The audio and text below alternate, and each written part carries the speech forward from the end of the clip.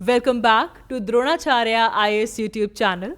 This is our daily newspaper video, जहां हम रोजाना द हिंदू न्यूज़पेपर के मस्ट रीड आर्टिकल्स ऐसे न्यूज़ आर्टिकल्स जो हमारी यूपीएससी प्रिपरेशन पर्सपेक्टिव से इम्पॉर्टेंट हैं, उन आर्टिकल्स को इस वीडियो लेक्चर में हम ब्रीफली डिस्कस करते हैं। तो चलिए देख लेते हैं कि आज 9 मार्च के दिन हमारे लिए इम्पॉर्टेंट न्यूज़ आर्टिकल्स कौन कौन से हैं। सबसे पहले आज हम बात करेंगे इंडिया और EFTA के बारे में, because as you can see the headline, it says that India and a 4-nation bloc which is EFTA is likely to ink a free trade agreement। तो yes, कल 10 मार्च के दिन इंडिया और EFTA के बीच में एक फ्री ट्रेड एग्रीमेंट जो है वो साइन हो सकता है। तो देखिए यहाँ पे हमारे पास बहुत सारी इंपॉर्टेंट चीज़ें हैं। सबसे पहले तो हम जानेंगे what is EFTA, European free trade association क्या है, और इंडिया और EFTA के इकोनॉमिक रिलेशंस कैसे हैं, और ये जो फ्री ट्रेड एग्रीमेंट हम साइन करने वाले हैं, to be very precise this is going to be TEPA। आप इकोनॉमी में पढ़ते हैं TEPA के बारे में, which is trade and economic partnership agreement. तो जानेंगे what are the benefits of this trade and economic partnership agreement जो कि इंडिया और यूरोपियन फ्री ट्रेड एसोसिएशन के कंट्रीज़ के बीच में होने वाला है। So this is going to be an important topic. ये प्री और मेन्स परस्पेक्टिव दोनों ही पॉइंट ऑफ व्यू से इम्पॉर्टेंट है। इसके अलावा हम बात करेंगे अफ़गानिस्तान की। कल इंटरनेशनल विमेंस डे के दिन 8 मार्च के दिन अफ़गानिस्तान में एक बहुत ही रेयर और एक प्राइवेट प्रोटेस्ट जो था वो वहाँ पे स्टेज किया गया। हम जानेंगे कि किस तरह अफ़गानिस्तान की जो सोशल कंडीशन है स्पेशली टुवर्ड्स विमेन वो किस तरह डिटेरियोरेट हो रही है। हम सब जानते हैं कि वहाँ पे तालिबान की एडमिनिस्ट्रेशन आ चुकी है एंड उनकी स्ट्रिक्ट एंड स्ट्रिंजेंट पॉलिसीज़ की वजह से स्पेशली टुवर्ड्स विमेन काफ़ी ज़्यादा वहाँ पे विमेन रिप्रेशन हो रहा है। पब्लिक एरियाज़ में जो विमेन पार्टिसिपेशन है वो नलीफाई होती जा रही है। तो इसी चीज़ को लेकर वहाँ पे एक प्रोटेस्ट चला था एंड यहाँ पे हम स्पेसिफिकली बात करने वाले हैं यूनाइटेड नेशंस के मिशन के बारे में, and the name of this mission is UNAMA। इसे यूनामा भी बोल देते हैं, which is United Nations Assistance Mission in Afghanistan. तो इसको लेकर भी यहाँ इस न्यूज़ आर्टिकल में मेंशन किया गया है। So will try to understand what is UNAMA. Apart from that Bhutan की बात करेंगे। भूटान की बात इसलिए बिकॉज भूटान में सबसे पहले वहाँ पे नए प्राइम मिनिस्टर आते हैं और वो अपनी पहली इंटरनेशनल विजिट इंडिया में करने वाले हैं। इंडिया के नेबरहुड में वैसे भी भूटान हमारे लिए काफ़ी इंपॉर्टेंट कंट्री है और नेक्स्ट वीक भूटान के प्राइम मिनिस्टर इंडिया में आने वाले हैं और यहाँ पे जो फोकस होने वाला है that is towards Gelephu smart city project.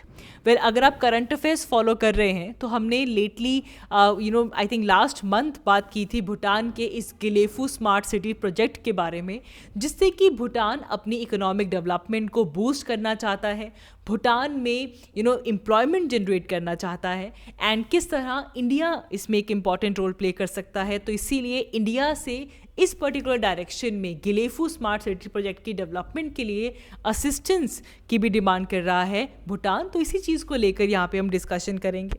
इसके अलावा आज हम बात करेंगे INS जटायु के बारे में। INS जटायु जो कि इंडिया का एक नया नेवल बेस है, मिनीकॉय, लक्षद्वीप का सदर्न मोस्ट आइलैंड मिनीकॉय में इसे कमीशन किया गया है। तो यहाँ पे किस तरह different radars and even BrahMos भी यहाँ पे बैक किया जाएगा, जिससे कि INS जटायु को अरेबियन सी में इंडिया का एक इम्पॉर्टेंट गेट कीपर के तौर पे इस्टेब्लिश किया जाएगा। So will talk about the significance of INS Jatayu. Lastly हम एक इम्पॉर्टेंट स्कीम की बात करेंगे इस वीडियो में, विच इज़ PM सूर्य घर मुफ्त बिजली योजना, द फ्री इलेक्ट्रिसिटी स्कीम। अब इसे लेकर सेंट्रल गवर्नमेंट ने कुछ ट्वीक्स किए हैं। So will try to see what are the slide tweaks which has been done in this particular scheme. So let's begin with it. तो चलिए शुरुआत करते हैं। सबसे पहले बात करेंगे इंडिया और EFTA के बारे में। ना देखिए यहाँ पे जब हम यूरोप की बात करते हैं ना, तो यूरोप में हमारे पास अलग अलग ग्रुपिंग्स आती हैं, जैसे कि यूरोपियन यूनियन अलग है और आज हम जिस ग्रुपिंग की बात कर रहे हैं उसका नाम है EFTA। अगर हम इसका फुल फॉर्म देखें, so the full form is of this particular block is European free trade association. European free trade association, this is the full form of EFTA. ठीक है, और ये एक 4 नेशन एसोसिएशन है. मतलब यूरोप में majority of the countries they are part of European union, जो कि कस्टम ऑर्गेनाइजेशन है, कस्टम यूनियन है. लेकिन कुछ कंट्रीज ऐसे भी हैं यूरोप में जो कि EU का पार्ट नहीं है. ऐसे 4 कंट्रीज ने मिलकर अपनी खुद की एक एसोसिएशन बनाई है, जिसका नाम रखा है उन्होंने EFTA, European free trade association. इसमें कौन कौन से कंट्रीज इंक्लूडेड हैं, ये चीज़ सबसे इंपॉर्टेंट है हमारे लिए. There are 4 countries over here, जैसे कि स्विट्ज़रलैंड, आइसलैंड, नॉर्वे एंड लिechtenstein.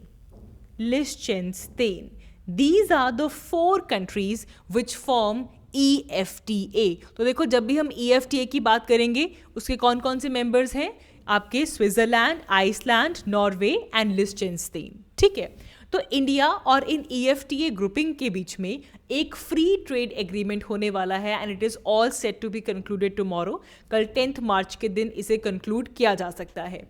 वैसे भी जब हम बात करते हैं फ्री ट्रेड एग्रीमेंट्स की, तो 2-3 एग्रीमेंट्स ऐसे हैं जो कि लगातार न्यूज़ में हैं और हो सकता है कि मॉडल कोड ऑफ कंडक्ट लगने से पहले इन एग्रीमेंट्स को फाइनलाइज किया जा सके. जिनमें से एक तो यही है कि इंडिया और EFTA के बीच में एक जो टेपा है, जो trade and economic partnership agreement है, इसे फाइनलाइज किया जाएगा. Apart from that we are also trying to push up our trade agreement with Oman and also with UK. तो हो सकता है इन कमिंग डेज हमारा फ्री ट्रेड एग्रीमेंट इन कंट्रीज के साथ भी फाइनलाइज हो जाए. ठीक है, तो चलिए EFTA की अगर हम बात करें तो इंटर गवर्नमेंटल ऑर्गेनाइजेशन है. ये 4 कंट्रीज इसके मेंबर हैं. 1960 में EFTA की इसको सेटअप किया जाता है. स्टॉकहोम कन्वेंशन होती है और उस टाइम पे जो मेंबर कंट्रीज हैं उनके बीच में फ्री ट्रेड और इकोनॉमिक इंटीग्रेशन के लिए इस ऑर्गेनाइजेशन को सेटअप किया जाता है. तो जिस तरह EU है, यूरोपियन यूनियन है, सिमिलरली वहाँ पे EFTA है. यहाँ पे भी ये जो 4 मेंबर कंट्रीज़ हैं इनके बीच में एक सिंगल यूरोपियन मार्केट है और जिस तरीके से सेम तरह के टैक्सेस जो हैं, सेम तरह के जो आपके पास रूल्स जो हैं कस्टम्स को लेकर, टैक्सेस को लेकर, वो यहाँ पे अप्लाई होते हैं. तो इसीलिए इन 4 कंट्रीज़ की ये ऑर्गेनाइजेशन है. और देखिए, पिछले अगर हम लास्ट 2 डिकेड्स देखें तो इंडिया और इन EFTA कंट्रीज़ के बीच में जो ट्रेड है वो स्टेडली इंक्रीज़ हो रहा था. अगर हम मिलाकर ट्रेड देखा जाए तो हम 6.1 बिलियन USD से ज़्यादा का जो ट्रेड है उसे सरपास कर चुके हैं. और जब हम ट्रेड के मेजर कंपोनेंट्स अगर हम देखें जो इंडिया और EFTA के बीच में होते हैं, तो इनमें ऑर्गेनिक केमिकल्स एक इम्पॉर्टेंट रोल प्ले करते हैं. ऑर्गेनिक केमिकल्स के साथ साथ देयर आर मेनी मशीनरी को लेकर काफ़ी एक्सपोर्ट और इम्पोर्ट होता है. And similarly pharmaceutical products. अब आपको याद आएगा हमने लास्ट मंथ भी EFTA की बात की थी and that discussion revolved around the pharmaceutical products. ठीक है, तो ये मेन चीज़ें हैं. हम मेनली स्विट्ज़रलैंड से मेन इंपोर्ट करते हैं gold, machinery, pharmaceutical, even cooking and steam oil, जो आपका कोल है वो भी हम यहाँ से मंगवाते हैं. तो एक अच्छा एक अब रिस्पेक्टेबल अमाउंट का जो ट्रेड है वो इंडिया और EFTA के बीच में होता रहा है. और अब हमारी कोशिश है कि हमारे बीच में एक टिपा की फॉर्मेशन हो जाए. टिपा क्या है? This is trade and economic partnership agreement. Trade and economic partnership agreement. अब इस एग्रीमेंट में क्या है, देखिए, इसमें यूरोपियन ब्लॉक ये कमिटमेंट कर रहा है कि इन ओवर द नेक्स्ट 15 ईयर्स, आगे आने वाले 15 सालों में इंडिया में $100 बिलियन की इन्वेस्टमेंट की जाएगी. Now this is the important point. हमारे जो डिफरेंट सेक्टर्स हैं like pharma sector, food processing, engineering, chemicals, इन सेक्टर्स में ये जो यूरोपियन ब्लॉक है ये $100 बिलियन की इन्वेस्टमेंट करेगा ओवर द 15 ईयर्स। तो ये जो इन्वेस्टमेंट की कमिटमेंट यहाँ पे हुई है, like this is the first of its kind in any free trade agreement. इससे पहले ऐसी कमिटमेंट हमने कभी भी नहीं ली थी, ठीक है। सो हालांकि ये जो इन्वेस्टमेंट कमिटमेंट है this is not may be legally binding, but this comes under the investment promotion policy, ठीक है। तो ऑफ कोर्स अगर हम इसके बेनिफिट्स देखने के लिए आते हैं तो अगर हम ट्रेड एग्रीमेंट की बात करते हैं तो इससे डेफिनेटली कंट्रीज़ का फ़ायदा होता है। जो नॉर्मली हाई टैरिफ्स जो होते हैं वो रिड्यूस हो जाते हैं, तो इससे हमारे जो इम्पोर्ट्स हैं वो यहाँ पे इंक्रीज़ होने शुरू होते हैं। इम्पोर्ट्स अगर इंक्रीज़ हो भी रहे हैं तो थोड़ा सा अमाउंट जो है उसके ऊपर इसका असर पड़ता है। एक्सपोर्ट्स जो है वो कॉम्पिटिटिव होने शुरू हो जाते हैं। So yes, definitely this is going to be profitable for both the parties, be it India और बी इट EFTA, ठीक है। आगे बढ़ते हैं, बात करते हैं PM सूर्य मुफ्त बिजली योजना। तो सूर्य घर जो बनाना हम चाहते हैं, मेन फंडा क्या है इस स्कीम का कि घरों के ऊपर सोलर रूफ टॉप्स के ऊपर पैनल्स को इंस्टॉल किया जाए, सोलर पैनल्स लगाए जाएं रूफ टॉप्स के ऊपर।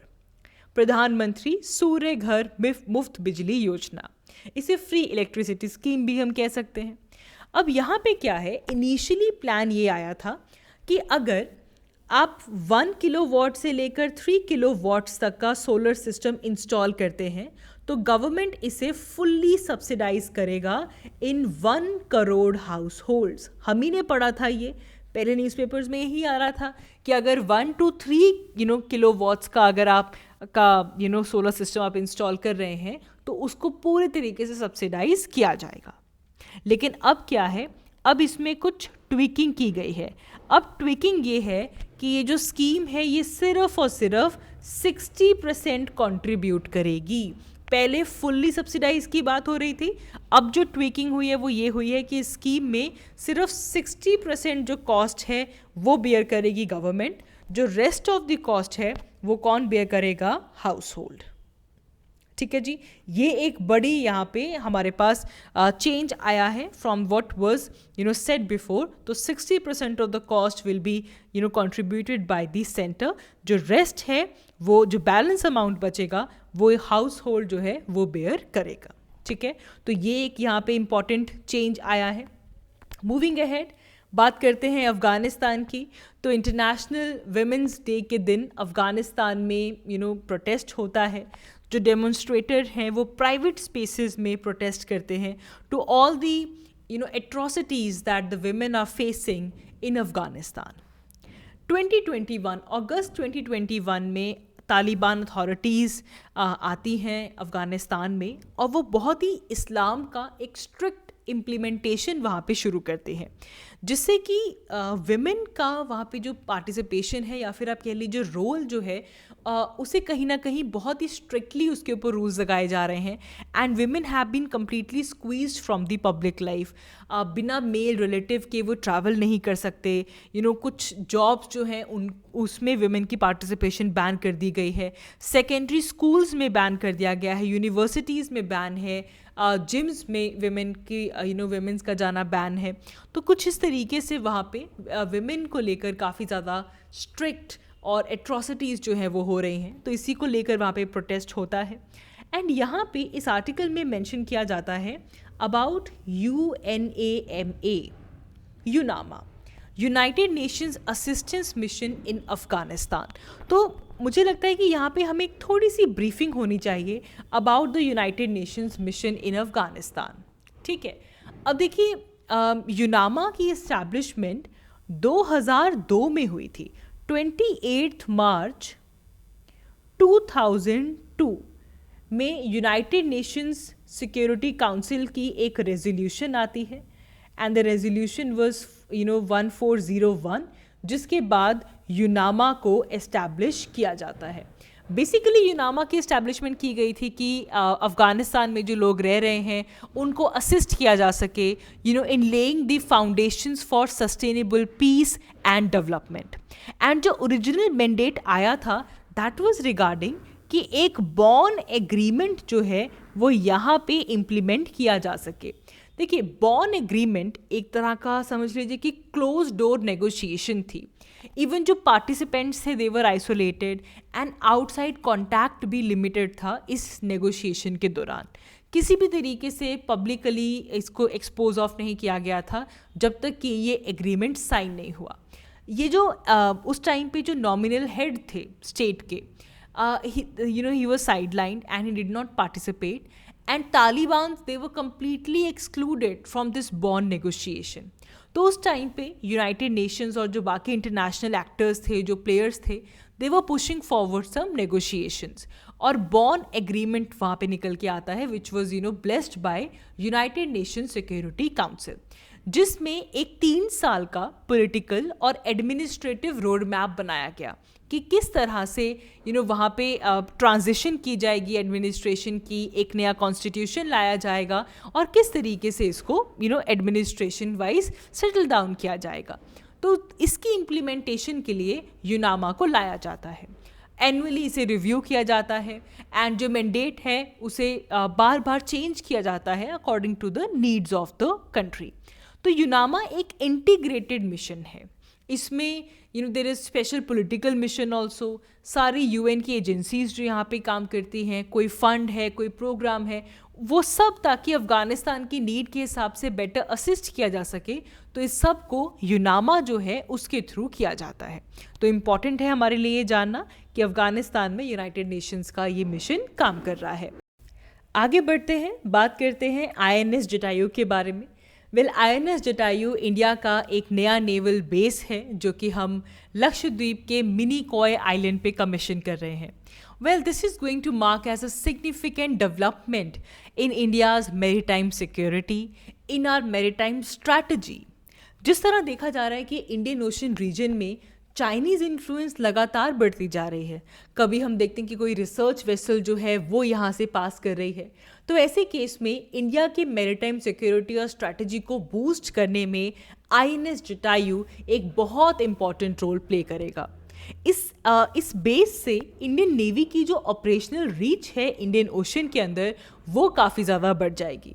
हम ऑलरेडी इंडियन ओशन में, अरेबियन सी में एंटी पायरेसी, एंटी नार्कोटिक्स और सर्वेलेंस ऑपरेशंस जो है वो चलाते हैं।